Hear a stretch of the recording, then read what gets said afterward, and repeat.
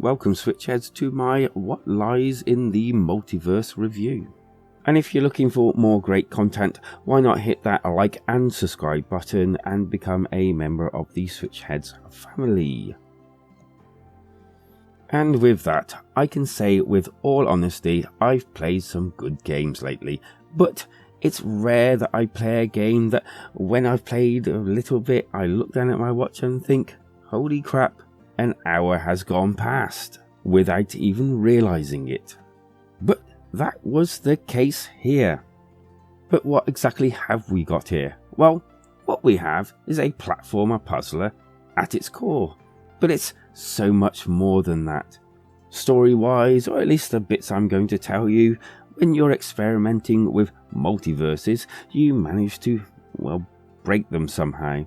After you get rescued by Everett, a Universe Zero physicist, you, in the end, or at least the beginning, or, well, somewhere in the middle maybe, it's kind of hard to tell sometimes, but you become his sidekick, a kind of a little bit like Doctor Who in a way. But again, there's more to this story than first appears, and with all its wit, jokes, sarcasm, humour, and even coming very close to that fourth wall, there's some real serious subjects addressed here. And so, just like a lot of these sort of platformers, you get a run, jump, even a talk interaction buttons. But what's not normal in most of these platform puzzlers is the ability to jump into a different universe of the same place and area.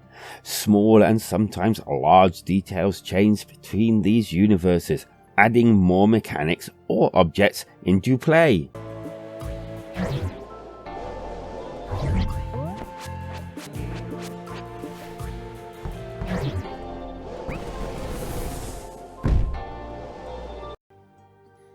Within your time here, you will be collecting keys to open, well, sort of like gates to get further into the levels, and even some swapping on the fly to use different items in one universe to get to another area in the other universe. This I felt was handled very well and really felt cool within the platforming parts, ropes, crates, and my personal favourite, water, all get used to make some fun, challenging puzzles, and that is just to name a few of them. I only had one actual real problem with the platforming, and that was the jumps sometimes did not work, leaving me to fall or just not go anywhere. The other aspect of this game that you'll be doing quite a bit is interacting with NPCs. Well, there's no speech and just one of those generic sounds whenever anyone said anything, which to me is a shame. I understand why. But I still felt it was handled rather well. It was very humorous at times, having me giggling to myself with great sarcasm, and other times actually had a bit of feeling to it.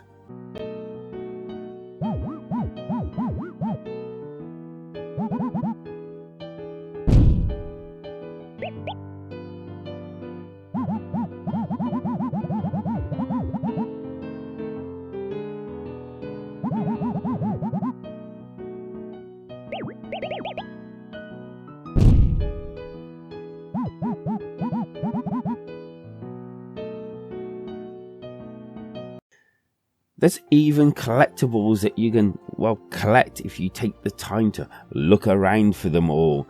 Kind of like pickups if you like, and these all tell a story as well.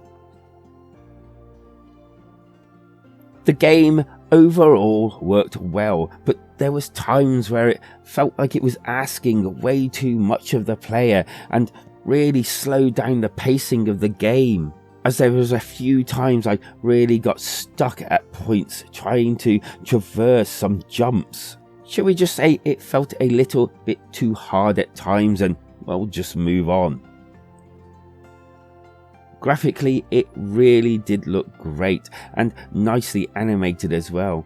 And as for that sound, well, apart from no speech, which was a little bit disappointing, it definitely had some decent worldly sounds, and the differences in places also, you know, like where there was water and then it wasn't water, you can tell the differences in these different places. I really hope that makes sense. The short end of it, you can definitely feel a little bit of love went into doing the graphics and the actual sound of this game. The good. Nice story and character interactions, fresh take on the platforming genre, and some very nice mechanics that open up as you go along on your journey. The bad. Jump from time to time had its own mind. Sometimes it felt too hard and slowed the pacing of the game down. The score. It's probably got about 7-8 hours of gameplay here, and that obviously is depending on how skilled you are and whether you get the same parts that I got that slowed you down. But I definitely felt the game held its own throughout and felt fun, and the addition of different mechanics and the like as you went through just felt nice. And with that lovely story that comes with the whole package, I'm going to give What Lies in the Multiverse a nice 4 out of 5. And of course, if you've got any thoughts on the actual game yourselves, leave it down in the comments. That is, after all, where they belong. And as for my alternative, I'm going to suggest Fez. It's a fun, different, weird little platformer puzzler that's definitely worth a play after What Lies in the Multiverse. And thank you for sticking with me through this review, and why not hit that like and subscribe buttons if you haven't already. It really does help the channel, and why not come and visit us in our community Discord, because life is better when we switch together.